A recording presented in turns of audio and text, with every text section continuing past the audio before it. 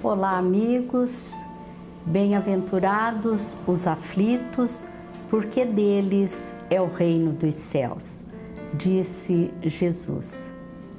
Mas será que é possível ser feliz mesmo na aflição? Nós vamos conversar com Luiz Henrique da Silva, que é o primeiro vice-presidente da Federação Espírita do Paraná, sobre esta bem-aventurança, depois de vermos o Momento Espírita, que hoje nos trará a mensagem com o título Silêncio Prejudicial.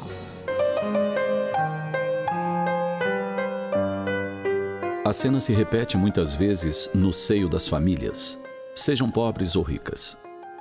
Os filhos dizem que viram certas coisas, que ouviram determinados ruídos. E sem verificação alguma, os pais dizem que aquelas coisas não existem, que não há barulho algum. Se as crianças insistem dizendo que viram mesmo, que é tudo verdade, recebem repreensão e até castigo. Não existe isso, é o que falam os pais, como se fossem os conhecedores de tudo que se encontra no céu, na terra e no mar. Com isso, criam alguns problemas para si mesmos. O primeiro e possivelmente o mais letal para o relacionamento entre eles e os filhos é a perda da qualidade de confidentes de seus rebentos. Logo, as crianças estão buscando ouvidos que as ouçam. E encontram na empregada da casa, na babá, em tios, avós e em pessoas fora do lar. Fazem e mantêm amizades fora do lar. Dessa forma, pessoas que estão dispostas a ouvi-las, diga-se, nem sempre com boas intenções. O segundo e grave problema é o mutismo intencional da criança. Se o que ela vê, ouve, percebe é catalogado pelos pais como mentira, invencionice, produto de sua fértil imaginação, ela se cala. Calando-se, passa a viver entre o susto e o pavor. Porque vê e ouve coisas que outros não ouvem nem veem, se acredita anormal, diferente. A sequência é lógica. Isola-se, temendo fazer amizades que poderão vir a descobrir como ela é estranha.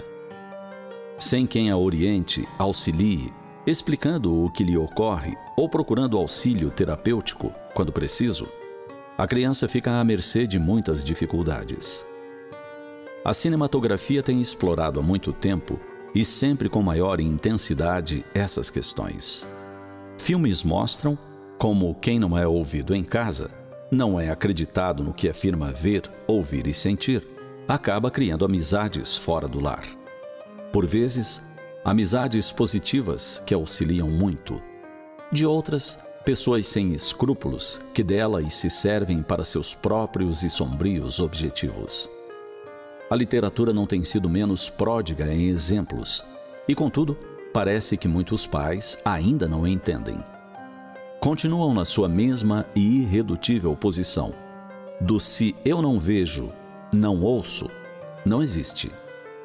Na qualidade de guardiões de seus filhos, cabe aos pais ouvir sempre, pesquisar, indagar. Pode ser tudo fantasia. Se for, recordemos que também já fomos crianças e administremos a questão com propriedade. Se forem fatos que lhes ocorrem, observemos. Muitos dramas poderiam ser evitados se pais desatentos tivessem ouvido as queixas dos pequenos sobre os maus tratos ou os castigos recebidos de mãos alheias. Se forem espíritos o que vê e ouve nosso filho, acredite-se ou não na existência deles, há que se ofertar apoio. Pode ser o da prece nos momentos do medo, ou a explicação natural de que os espíritos estão em toda parte. Que os bons não nos desejam o mal, que os maus necessitam de nossas orações. Também a mão amiga, o colo protetor, a fim de que o filho saiba que pode contar conosco. Se for início de algum problema mental, ou se detectar os sinais o mais cedo possível, somente beneficiará o seu portador. Porque, como pais, procuraremos a ajuda terapêutica, salvaguardando desastres para o futuro. Pensemos nisso e aprendamos a ouvir o que têm a dizer os nossos filhos. Fantasia, presenças espirituais ou criações mentais. Não importa. Escutemos e orientemos com bom senso sempre.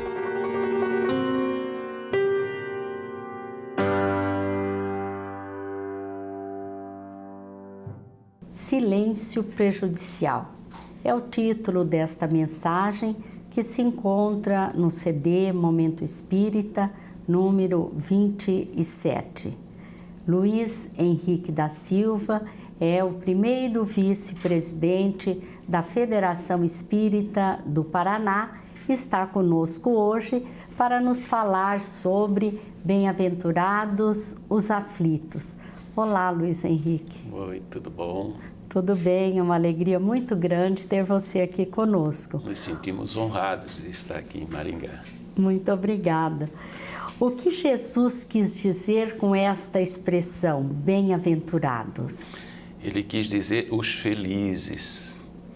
Mas quem não tem uma visão da vida futura, fica um contrassenso. Como que uma pessoa que tanto passa por aflições possa ser feliz, né? Então, apenas sobre esse ponto de vista, porque, na realidade, muito embora às vezes nós tenhamos o conhecimento da nossa imortalidade, temos dificuldades de compreender por que eu sofro e o outro não, né? Precisamos trabalhar muito o nosso íntimo para que nós possamos realmente compreender essas colocações de Jesus.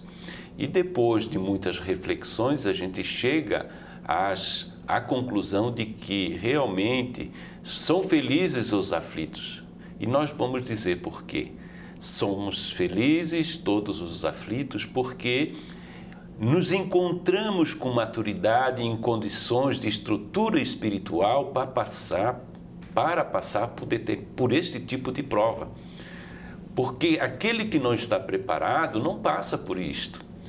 E a prova da aflição realmente é uma prova muito difícil de se passar. Requer maturidade, requer persistência, né? Porque senão desiste. Não é? Então, por isso, Jesus se colocar nessa condição de chegar aos seus irmãos e falar que são felizes esses que se encontram nessas condições. Porque se manter nestas provas, superando-as, ele efetivamente encontrará o reino de Deus, né? Que é essa paz que ele vai conquistando gradativamente no seu interior. Isso nos remete ao texto que diz que Jesus não dá fardos pesados para ombros fracos, né? Seria isso, Luiz Henrique? Exatamente.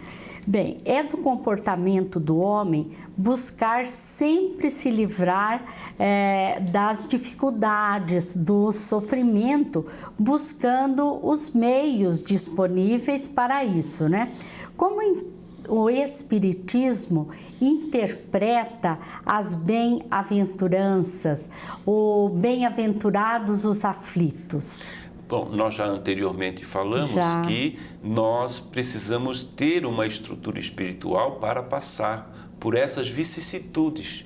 Mas a reencarnação, ao longo das nossas existências, vai nos possibilitando um processo de lapidação natural. Nós não conseguimos superar todas as nossas dificuldades numa única reencarnação. Requer tempo, né? Requer maturidade, e estas conquistas no campo do nosso melhoramento íntimo requer tempo, né? Então, mas requer de nós um processo de disciplina para podermos gradativamente ir conquistando todas essas pendências, né? Superando essas pendências que podem ser da vida atual, como também nas nossas existências anteriores, em virtude das nossas imprudências, né?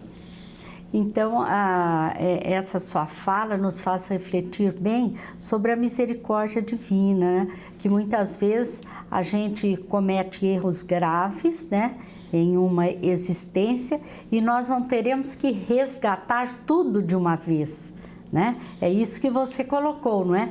Que nós vamos resgatando conforme a nossa capacidade de suportar a carga, né? Até mesmo, às vezes, não tendo a estrutura de imediato ir superar essa dificuldade, essa pendência, vai ser no momento adequado para isso, quando tivermos a estrutura tal para enfrentar essas vicissitudes, que serão a resultante das nossas ações, né, pretéritas, né? Não pode, normalmente isso não acontece de imediato, porque às vezes poderíamos não ter a estrutura para isso, né? Certo. E nesta linha de raciocínio, Luiz Henrique, é assim que nós vamos entender a justiça divina diante das desigualdades existentes entre os homens, inclusive já desde o nascimento, ou seja, uns nascendo num ambiente muito bom, um ambiente que lhe oferece as melhores condições e outros em ambientes muito difíceis ou outros com uma saúde perfeita, enquanto alguns renascem com problemas, patologias severas. Seria nesta linha de raciocínio? Sim, porque a partir do momento que nós adquirimos o livre-arbítrio, todo o processo do planejamento reencarnatório, ele se dá pessoa a pessoa, não é uma reencarnação em massa, não, cada caso é um caso muito especial que, orientados por espíritos superiores a nós, juntos participamos de todo o planejamento, não é? Então, por isso que nós vemos as adversidades tão grandes, né? Alguns passando pela experiência da riqueza, outros da pobreza. Agora, a miséria não é próprio, né, do mundo nosso, ele é fruto, na realidade, do nosso orgulho, do nosso egoísmo, né? Não precisaríamos ter mais a miséria na face da terra, mas em função ainda de nós termos as nossas dificuldades e não superarmos os instintos ainda, os resquícios do primarismo, nos encontramos nesta situação de causar, em função das nossas ações, a miséria a muitas criaturas. E como que você sintetizaria essa questão de a justiça das aflições?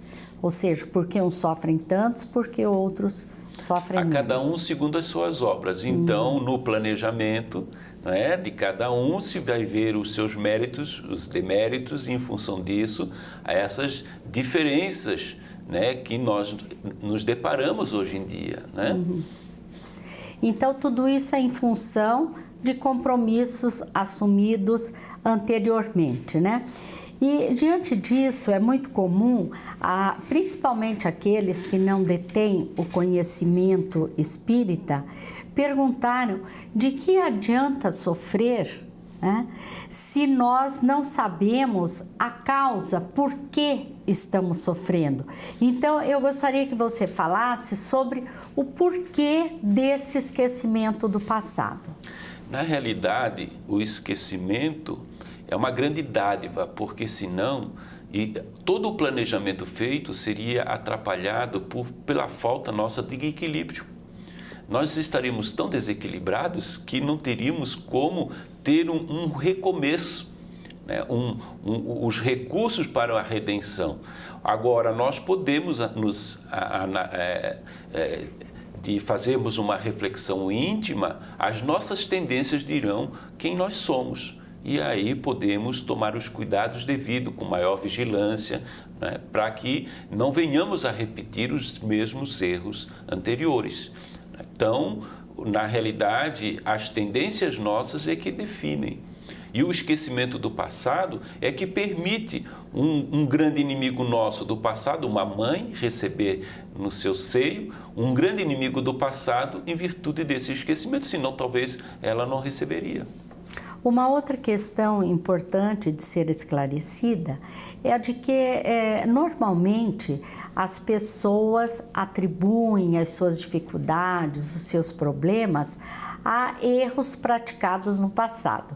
E nós sabemos que o Espiritismo nos mostra muito bem as causas anteriores e as causas atuais das aflições, não é, Luiz Henrique? Exatamente. E como é que nós vamos nos descobrir? Como é que nós vamos entender se estamos fazendo as coisas corretas ou não? É seguirmos aquela regrinha que Jesus nos ensinou, fazer aos outros tudo aquilo que nós gostaríamos que os outros nos fizessem. Se algo que estamos fazendo entra em conflito com esta regra, nós temos que tomar mais cuidado. Não é? Então, porque às vezes a gente tem os parâmetros de comparação que não são os mais perfeitos. E Jesus, nos seus exemplos e tudo aquilo que Ele nos deixou, servem de parâmetros para nós fazermos essas avaliações. E seria necessária uma avaliação criteriosa e sincera, não é, Luiz Henrique? Porque a tendência é a gente mascarar a situação. Por isso que nós precisamos nos conhecer.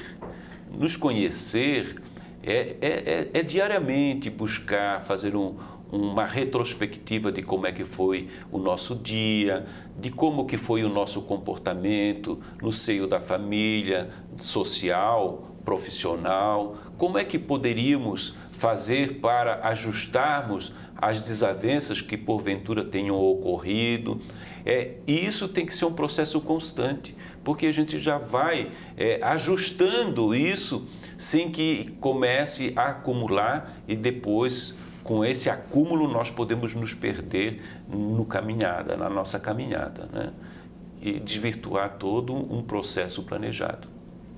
Em O Evangelho segundo o Espiritismo, nós encontramos um item muito importante neste capítulo, né? O capítulo 5, que trata do bem-aventurados os aflitos, que é motivos de resignação. Você poderia nos dizer por que é importante a resignação? Porque se nós não tivermos esse tipo de comportamento, nós é como se fosse nos rebelarmos com aquilo que nós mesmo fizemos junto com os espíritos superiores a nós, a programação.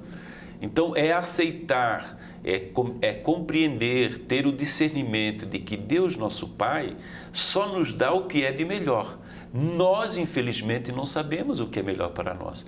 Graças a Deus que Ele não nos atende naquilo que nós pedimos, porque senão nós prejudicaríamos todo o planejamento feito.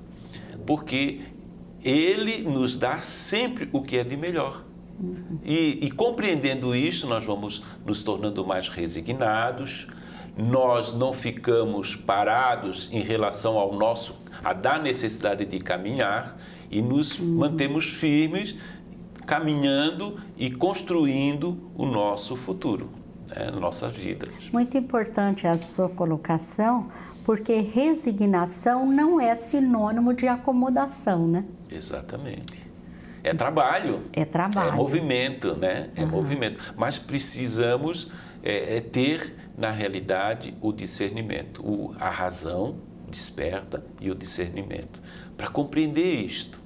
Porque se não compreendermos que a vida conspira sempre ao nosso favor, nós ficamos nos cantos reclamando o tempo inteiro.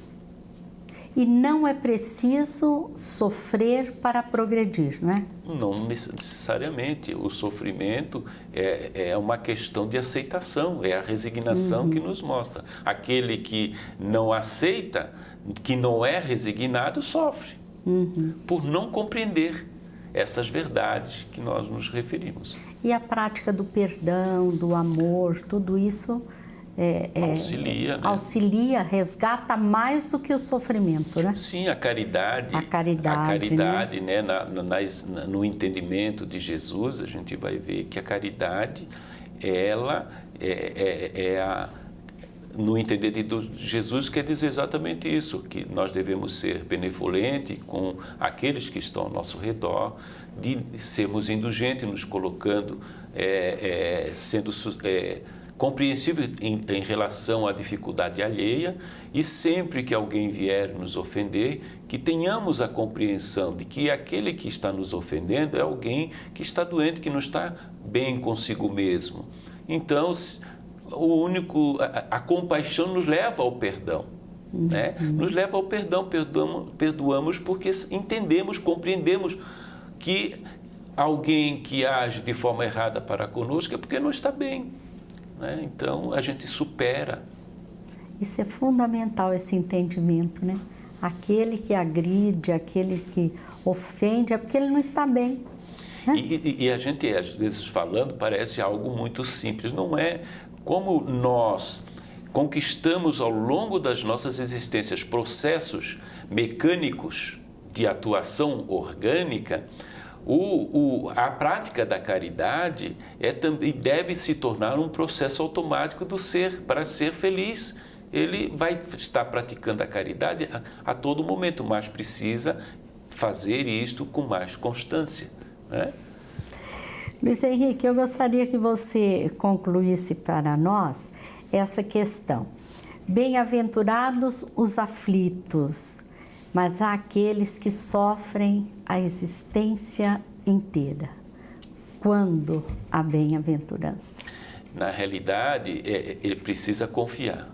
É a fé e a esperança, porque quando compreende que Deus nos proporciona o que é de melhor para as nossas existências, para as nossas vidas, quando ele compreende isso, a resignação leva ele a um patamar de tranquilidade, de paz interior, porque ele sabe que, por ser uma criatura imortal, ele conquistará as superações, fará com que ele conquiste o seu crescimento espiritual e se torne merecedor de dádivas que até então não pôde receber. Certo. E o progresso continua. Continua. Né? Continua. Nós sabemos que nós fomos criados para a perfeição, né? E nós somos, quando se fala assim que nós somos imperfeitos, Deus jamais iria criar algo imperfeito.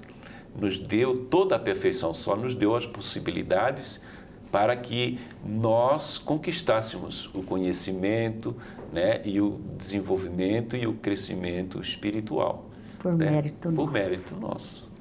Luiz Isso é uma Henrique. perfeição. Sim, exatamente. Luiz Henrique, muito obrigada pela sua participação. Muito obrigada a todos vocês que mais uma vez estiveram conosco e nos encontraremos no próximo programa.